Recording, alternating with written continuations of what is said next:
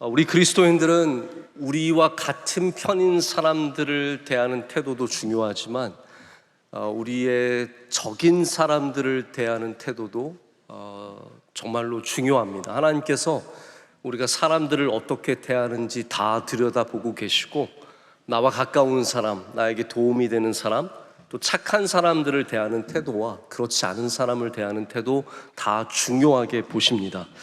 밤 12시에 윗집에서 뛰고 있으면 여러분 어떻게 대하시겠습니까? 나에게 거친 말을 쏟아내는 그런 사람들에게 어떻게 대하시겠습니까? 회사에서 나를 힘들게 하는 상사나 동료를 어떻게 대하고 계십니까?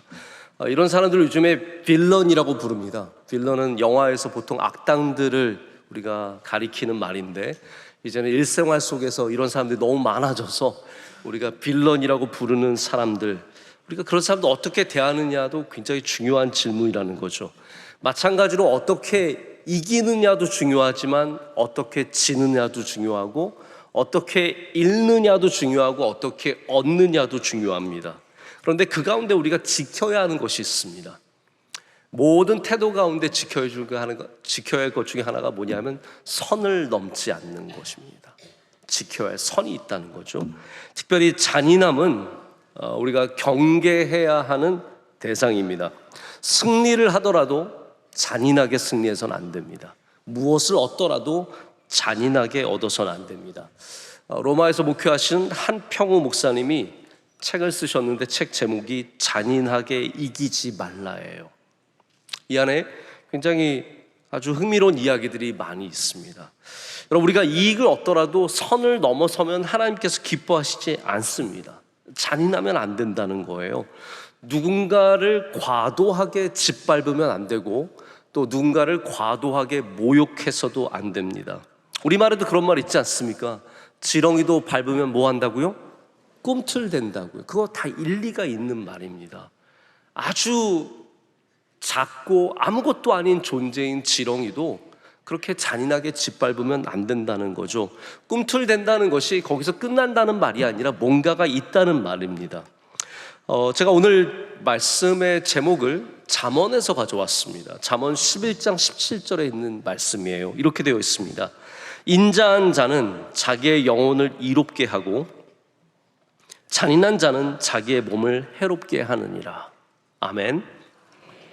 여기 짧은 한 절의 말씀 속에 인자함이 갖고 있는 능력과 잔인함이 우리에게 주는 해로움을 함께 표현하고 있습니다. 여러분, 잠언이 추구하는 지혜가 뭔지 아시죠? 잠언이 추구하는 지혜는 그냥 세상을 사는 지혜가 아니라 하나님을 경외하는 사람이 갖는 지혜입니다. 하나님을 경외하는 사람은 어떠한 지혜를 갖냐 하면 인자함을 택하고 잔인함을 버린다는 말이죠. 예수님께서도 여기에 대해서 한 비유로 말씀해 주십니다. 여기 1만 달란트를 탕감받은 사람이 있습니다.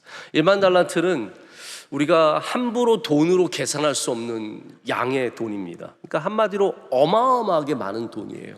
요즘 굳이 따지면 몇 조에 해당될 수 있는 돈입니다. 이렇게 많은 돈을 탕감받은 사람이 있는데, 이 사람이 탕감을 받고 밖에 나가면서 100데나리온 빚진 사람을 만납니다. 나한테 몇만 원 꾼 사람을 만난 거예요. 근데 그 사람을 멱살을 잡으면서 너 돈 내놔라는 거예요. 내놓지 않으면 너 당장 감옥에 집어넣겠다고 하면서 능멸하고 모욕하고 짓밟습니다. 결국 그것을 왕이 알게 되자 너 1만 달란트 다시 갚아 그러잖아요. 여러분, 그 신세가 얼마나 안타깝습니까? 이 사람은 은혜는 모르고 자기 마음속에 잔인함만 갖고 있었기 때문에 결국은 복을 받지 못하는 겁니다.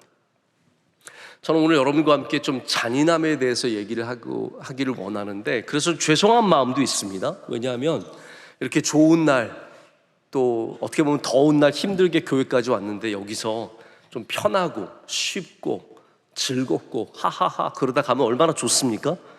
제가 그런데 오늘 여러분에게 좀 부담스럽게 잔인한 이야기를 드린다는 거예요. 제가 사실 성경 봉독하시는 분들에게 오늘 좀 죄송한 마음이 있어요. 성경 봉독 돌로 쳐 죽이고 뭐 그런 얘기가 나오니까 읽으시는 분들도 참 별로 이렇게 기분이 썩 좋지는 않을 수 있겠다라는 생각을 합니다. 그런데 여러분 이렇게 생각해 보시면 좋을 것 같아요. 우리에게 하나님께서 꼭 들려주시고 싶은 이야기는 들어야 된다는 거예요. 이게 비록 좀 무겁고 좀 잔인한 설명들과 상황이 있다고 할지라도 여러분께서 이 이야기를 통해서 하나님이 기뻐하시는 바른 삶을 살아가시는 믿음을 꼭 되찾으시기를 축복합니다. 성경에는 인간들이 저지르는 아주 잔혹한 잔인한 사건들이 많이 나옵니다.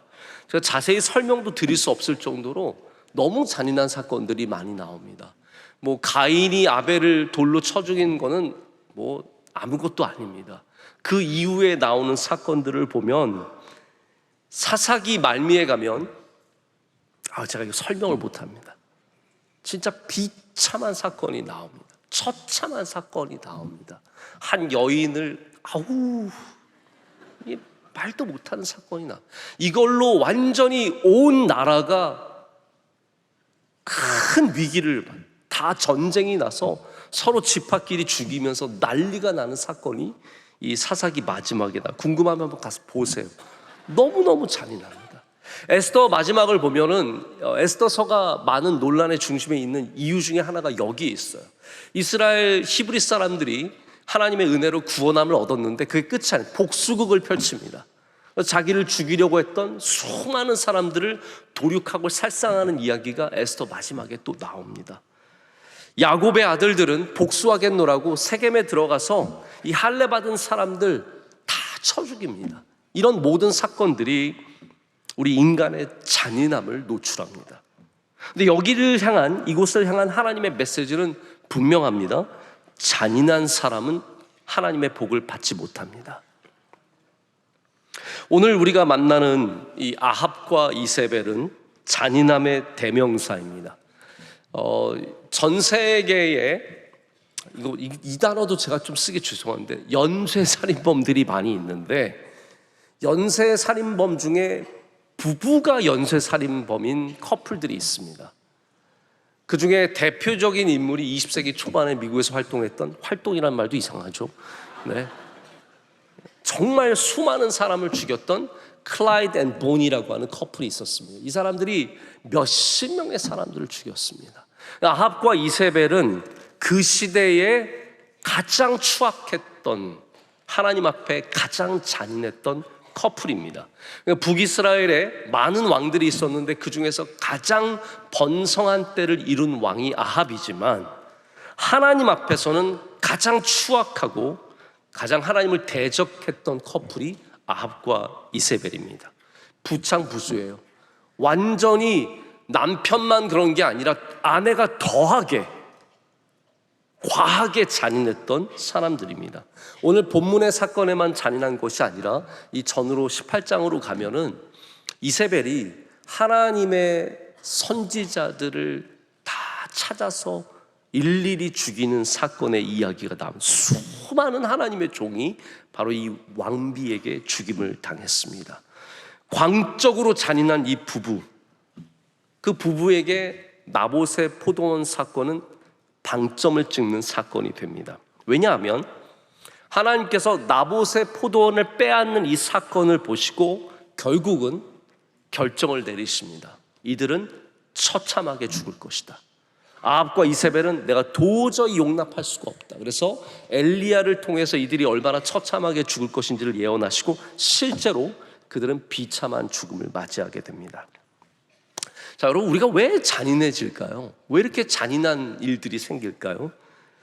여러분, 우리 잔인함의 사건들 뒤를 보면은 선을 넘는 무엇인가가 있습니다. 선을 넘으면 안 되는데 넘어가는 거죠. 분노가 선을 넘습니다. 복수심이 선을 넘습니다. 그리고 오늘 말씀 같은 경우에는 욕심이 선을 넘습니다. 누군가가 옆에서 좀 붙잡아 줘야 돼요. 그러면 안 된다고. 이건 너무한 거라고. 예를 들어서 아합이 나봇의 포도원을 뺏기를 원해서 그것 때문에 잠을 이루지 못하면 아내가 옆에서 여보, 그거는 하나님께서 허락하시는 게 아닙니다. 이미 우리 좋은 땅이 너무 많지 않습니까? 우리가 사마리아 땅을 갖고 있고 우리의 집도 이렇게 크고 많은데 이제 그만해도 괜찮습니다 라고 누군가가 옆에서 말려줘야 돼요. 그런데 이세벨은 어떻게 했습니까? 어머, 그 땅 원하세요? 내가 구해줄게요. 이거예요. 당신이 원하는 땅이라면 내가 어떠한 수를 써서라도 구해줄 테니까 한번 기다려보세요 하고 나봇의 포도를 빼앗기 위해서 술수, 작전, 그래서 2명의 증인을 데려다 불량배를 데려다가 증인을 시킵니다. 원래 율법에는 1명의 증인으로 안 됩니다. 객관적이어야 하기 때문에 2명의 증인이 필요한데 불량배 2명을 입을 맞춰서 데려와서 이 사람이 하나님과 왕을 모욕하고 저주했다 증언하게 해서 돌로 쳐 죽이게 되는 겁니다. 요즘에 차량마다 블랙박스라는 걸 달고 다니니까 사건 사고가 생겼을 때 그 블랙박스를 보면은 어떠한 일이 생겼는지 보험사도 보게 되고 변호사도 보게 되고 법원도 보게 됩니다. 근데 이거를 갖고 영상을 만들어서 유튜브에 올립니다. 저도 그래서 가끔 이렇게 지나가다가 어떤 사건 사고가 있으면 궁금해서 이렇게 보게 될 때가 있어요. 근데 보통 이제 음성이 들어가 있는 블랙박스는 정말 난리가 납니다. 보통은 어떠냐 하면 이게 잘 되는 집이에요. 싸움이 나려고 그래요. 남편이 보통 남자가 운전을 많이 하지 않습니까? 남편이 운전을 하다가 이상한 운전자를 만났어요. 막 끼어들고 뒤에서 빵빵하고 막 위협 운전하고 그러면 남자가 화가 나잖아요. 욕 나오면서 막 우와, 그리고 갑자기 차가 막 붕 나가려고 그러면 옆에서 아내가 말을 해요. 이게 되는 집이에요. 아내가 여보 그러지 마요. 창문 내리지 마요. 왜 그래요? 싸우지 마. 우리 그냥 가자 그래요. 그럼 남자가 조금 정신을 차리고 덜 싸우고 덜 화가 납니다. 근데 제가 보면 가끔 어떤 분은 옆에서 더 불을 질러요. 여자분이 더 그래요. 남자가 화가 나서 막 하면 옆에서 더 육두문자가 나오는 거예요. 막 나오면서 받아 저 새끼 잡아 그 남자가 막 정신없이 운전해 가가지고 차에서 내려서 둘이 남자끼리 막 싸우고 막 갖다 받아버리고 막 브레이크 확 밟고 난리가 나는 겁니다. 여러분, 가정에서 한 사람이라도 붙잡을 수 있는 사람이 있다면 그 가정은 복된 가정인 겁니다. 그래서 여러분, 혹시 여러분 가운데 혼자 교회 다니신 분들 계세요? 남편은 안 다니고 아내는 안 다니고 자녀들도 안 다니고 부모님도 안 다니고 나 혼자 다니는, 여러분 외로우실 수 있고 힘드실 수 있지만 여러분의 역할이 중요한 겁니다. 여러분이 그 가정에서 불씨를 꺼뜨리는 사람이 되셔야 합니다. 불씨를 끄는 사람이 되셔야 돼요. 누군가가 분노할 때, 누군가가 선을 넘어설 때, 누군가가 욕심이 지나칠 때, 그때 하나님의 말씀을 해줄 수 있는 믿음의 사람들 되시기를 축복합니다. 나봇을 죽이는 이 모든 잔인함은 욕심에서 시작이 되었습니다. 그러면 욕심이라는 게 어떻습니까? 욕심은 내가 많이 가지면 이제 욕심이 사라지겠지? 아닙니다. 욕심은 욕심이기 때문에 많이 갖는 것과 상관없이 계속 있는 겁니다. 집을 10채를 가져도 욕심이 있는 사람은 더 갖기를 원하는 거예요. 자동차를 100대를 가져도 욕심이 있는 사람은 채워지지가 않는, 왜냐하면 욕심이 있기 때문이에요. 만족함도 그렇습니다. 만족하면 여러분, 뭘 가졌다고 만족하는 게 아닙니다. 만족하는 마음이 있으면 만족하게 되는 것이죠. 아합은 욕심이 많았습니다. 이세벨은 잔인했고 아합은 욕심이 많았습니다. 참 잘 만났습니다. 그래서 이세벨은 아합의 욕심을 채워줄 수 있는, 이루게 할 수 있는 잔인함을 갖고 있었고, 그래서 포도밭을 원했던 남편을 위해서 바로 이렇게 나봇을 죽음으로 몰고 갑니다. 나봇은 원래 그 땅을 팔 수도 있겠지만 나봇이 하나님을 경외했기 때문에 그 땅을 팔지 않은 겁니다. 이건 여호와의 율법을 따라서 우리가 팔 수 없는 땅입니다. 딱 제한을 둔 것이죠. 그런데 그 땅을 여전히 원했기 때문에 결국은 죽여서라도 그 땅을 얻게 되었습니다. 인간사의 수많은 잔인함이 바로 이런 욕심과 권력이 결탁할 때 일어납니다. 심지어 다윗도 그랬었습니다. 잔인하게 밧세바, 내가 원하는 저 여인을 갖기 위해서 밧세바의 남편 우리아를 전쟁터로 내몰아서 가장 최전선에서 싸우게 함으로 전사하게 하죠. 권력이 있었기 때문에 가능한 일입니다. 욕심과 권력이 만나면 잔인함이 생깁니다. 다만 다윗은 철저하게 하나님 앞에 통회하고 회개했고, 또 하나님께서도 징벌하심으로, 심판하심으로 이 사건을 마무리 짓습니다. 그럼 왜 하나님께서 우리에게 이렇게 잔인함을 경고하실까요? 제가 이 이야기를 시작하기 전에 여러분께 좀 드릴 말씀이 있어요. 왜냐하면 우리가 잔인함을 생각할 때 많은 분들이 인간의 잔인함보다 왜 하나님께서 잔인하신지에 대한 궁금증을 가질 때가 많습니다. 실제로 성경의 이야기들을 들어보면 하나님께서 이거 지나치게 잔인하게 명령하시는 것이 아닌가라는 부분들이 있습니다.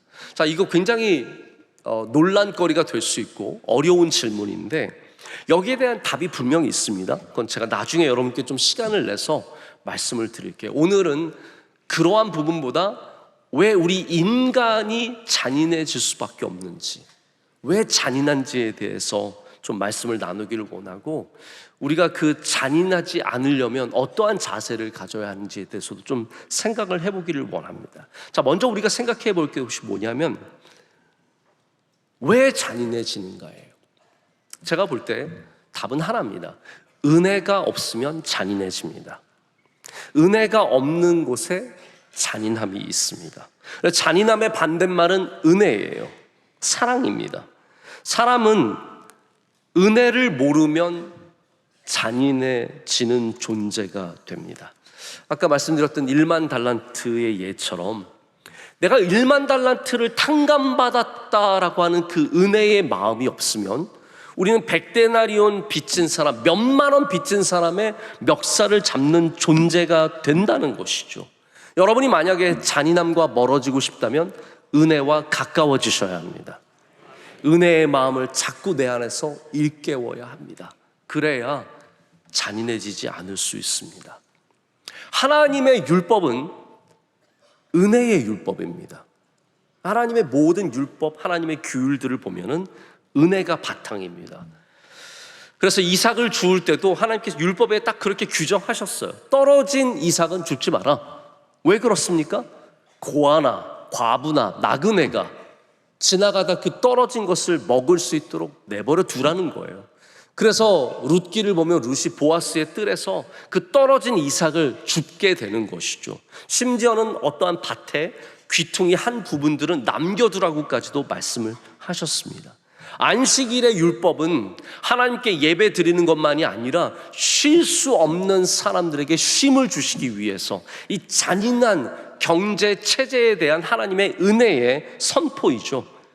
잔인하게 복수할 수 없도록 하나님께서 눈에는 눈, 이에는 이로 제한을 거셨습니다. 더 이상은 복수하지 말라는 겁니다. 가난한 사람들의 재산을 빼앗을 수 없도록 이자율을 제한하셨어요.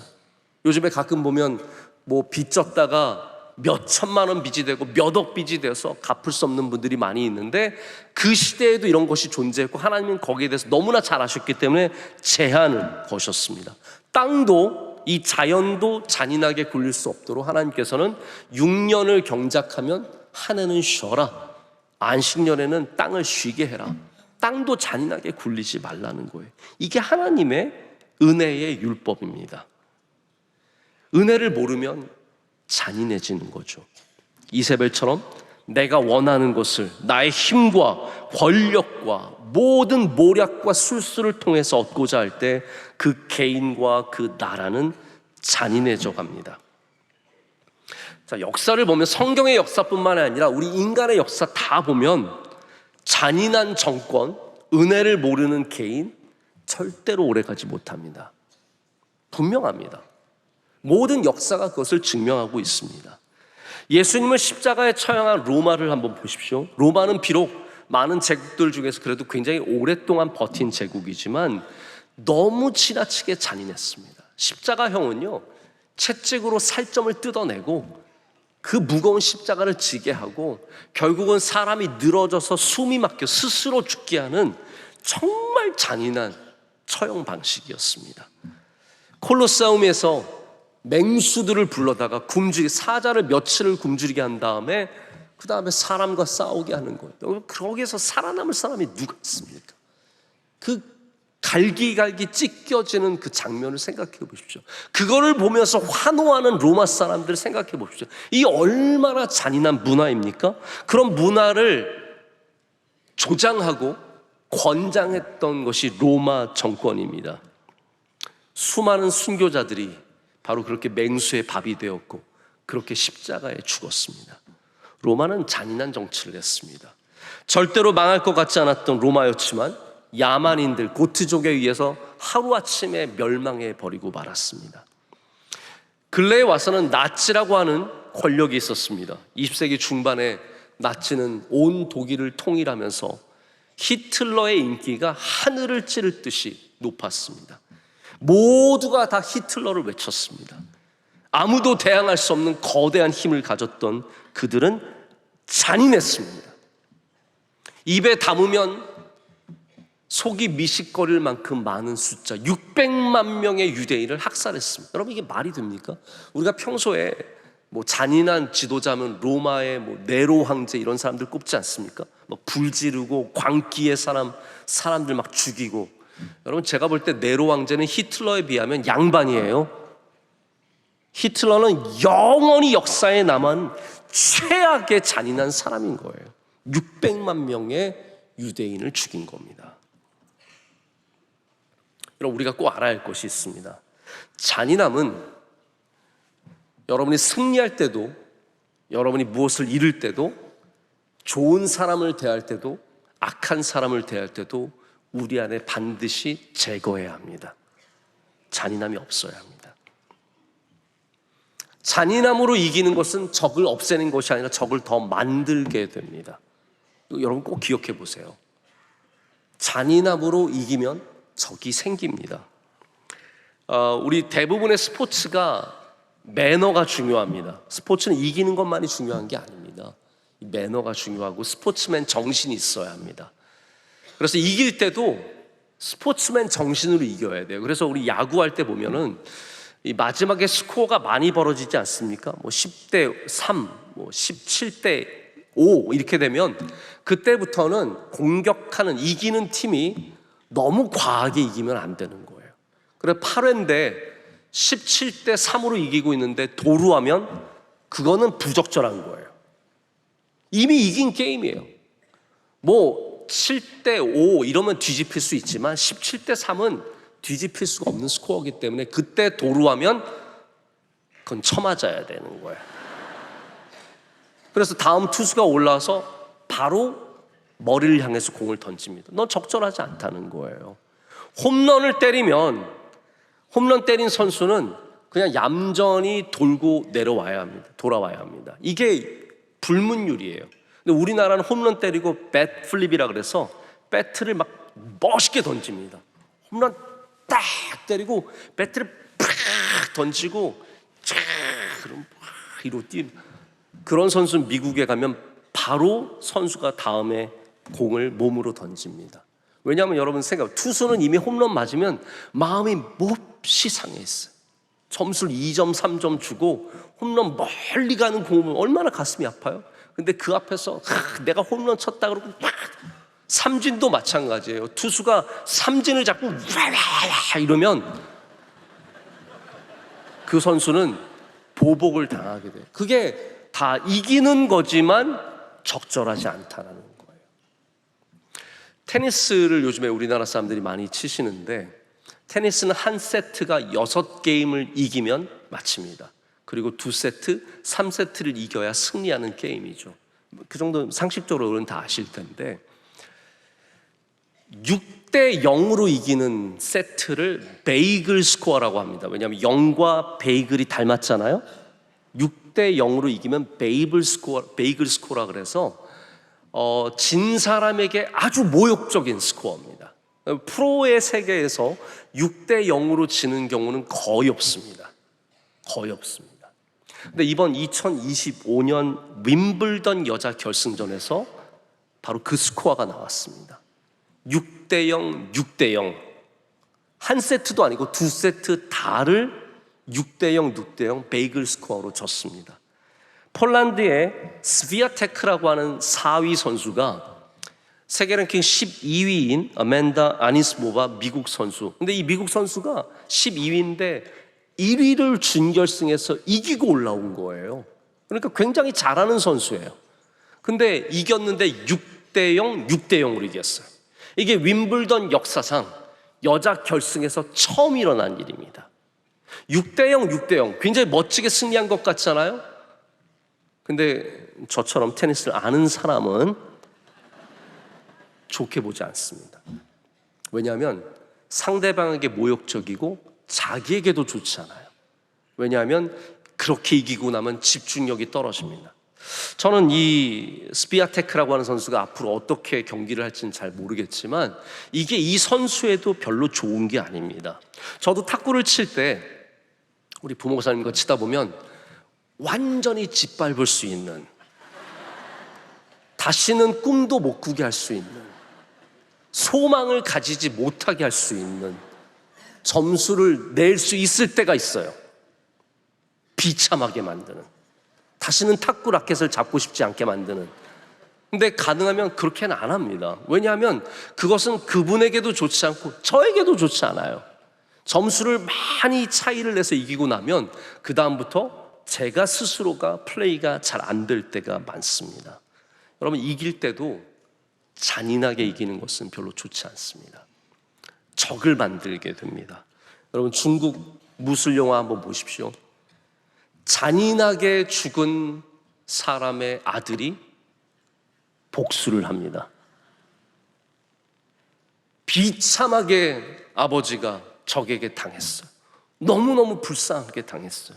그 다음부터 이 아들은 복수의 칼을 갈기 시작합니다. 거지처럼 살아가지만 밤마다 무술을 연습합니다. 연습을 해가지고 20년 동안이나 무공을 닦아서 막 대나무 숲 사이를 날아다니고 막 손만 딱 해도 바람이 확 불기 시작하는 그런 무공을 닦은 다음에 비 오는 밤에 적장의 침실로 창문을 넘어서 소리 하나 나지 않게 들어가는 거죠. 들어가서 그 사람을 깨웁니다. 내가 20년 이 복수의 칼날을 갈면서 너를 기다려 왔노라고, 이 정의의 칼을 받으시오. 착착착착착착착 싸우게 되는 겁니다. 여러분, 잔인하게 이기면 적이 생긴다는 거예요. 잔인한 말도 적을 만듭니다. 여러분, 지나치게 모욕적인 말, 지나치게 잔인한 말은 절대적으로 삼가해야 합니다. 제가 이 이야기를 보고 굉장히 생각해 볼 게 많았습니다. 이런 이야기가 있어요. 트럼프 대통령을 누가 만들었느냐. 여기에 대해서 여러 정치평론가들의 이야기가 있는데 대부분의 사람들이 동의하는 게 뭐냐면 트럼프는 오바마가 만들었다라는 얘기가 있습니다. 왜냐하면 2011년에 오바마가 선거에 승리하고 나서 백악관에서 만찬을 열었습니다. 많은 사람들, 기자들과 수많은 정치인들과 뭐 서포터들과 수많은 사람들이 와서 함께 한마디로 파티를 연 거예요. 근데 이 파티를 열면서 오바마 대통령이 농담을 하면서 트럼프를 모욕을 했습니다. 무슨 농담을 했냐면 당시 오바마가 대통령이 될 때 가장 큰 음모론이 뭐였냐면 오바마가 미국에서 태어난 게 아니다 였습니다.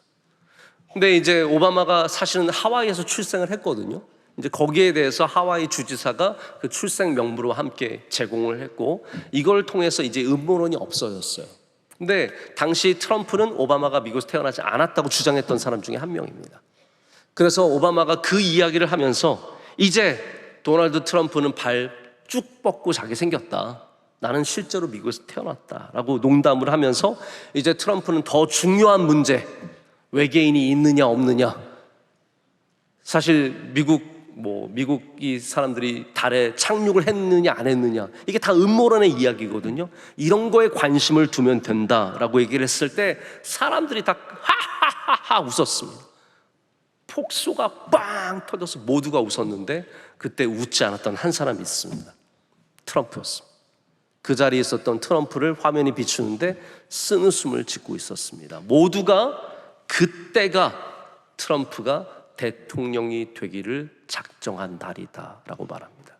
과하게, 지나치게 모욕하고 지나치게 하면 적이 생기는 거예요.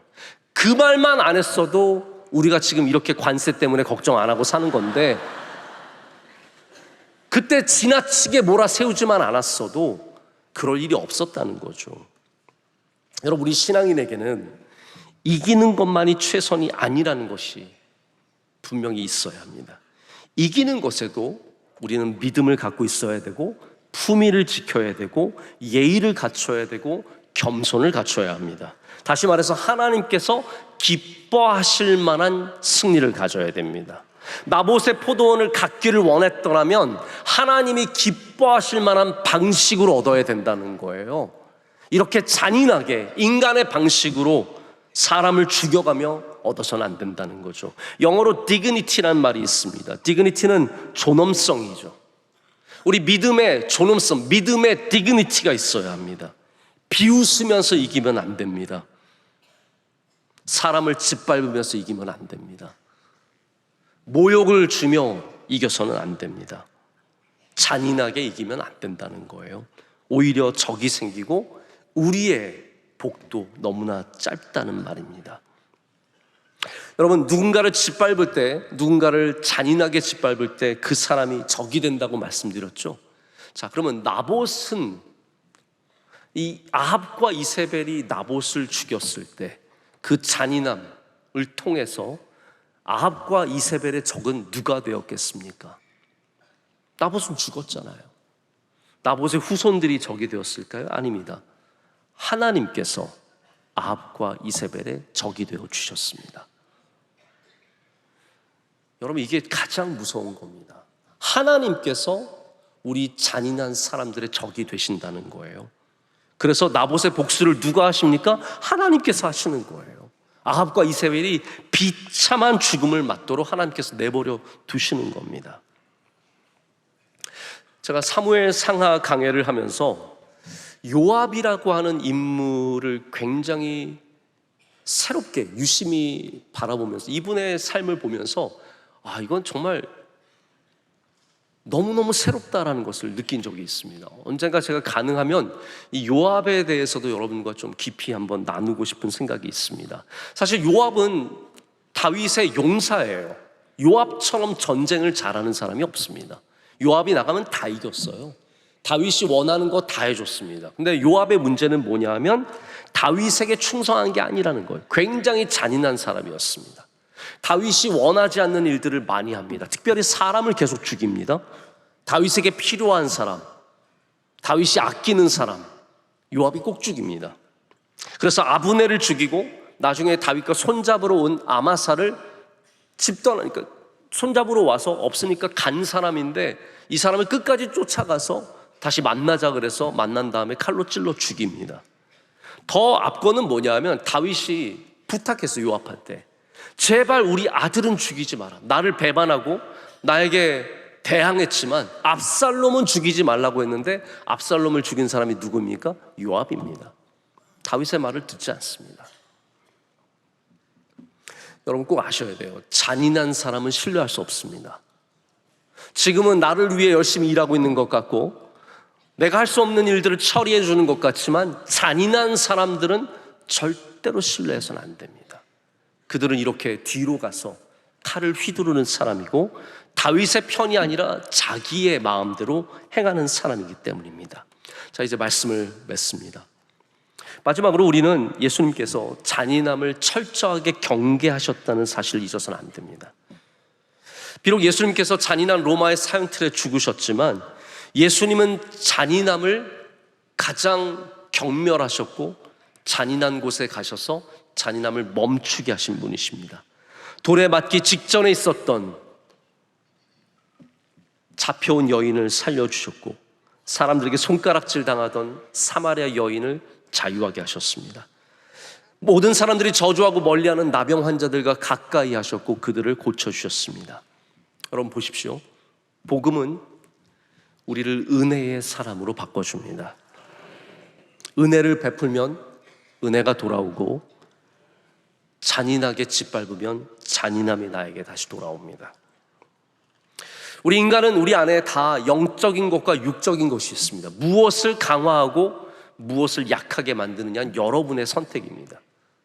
보들레어라고 하는 분이 쓰신 기도에 대한 책에는 기도는 영적인 것을 강하게 하고 동물적인 것을 하강시킨다라고 말합니다. 굉장히 중요한 지적입니다. 우리 안에 다 동물의 야만, 동물의 잔인함이 다 들어있습니다. 기도할 때 우리 안에 있는 잔인함이 꺼지고 기도할 때 우리 안에 있는 영적인 은혜가 풍성해집니다. 그렇기 때문에 우리 그리스도인들은 선택의 순간에 기도함으로 은혜의 길을 걸어갈 수 있어야 합니다. 하나님께서 여러분이 은혜로운 사람이 될 때 기뻐하십니다. 잔인함을 버리시고 은혜의 길로 걸어가시기를 축복합니다.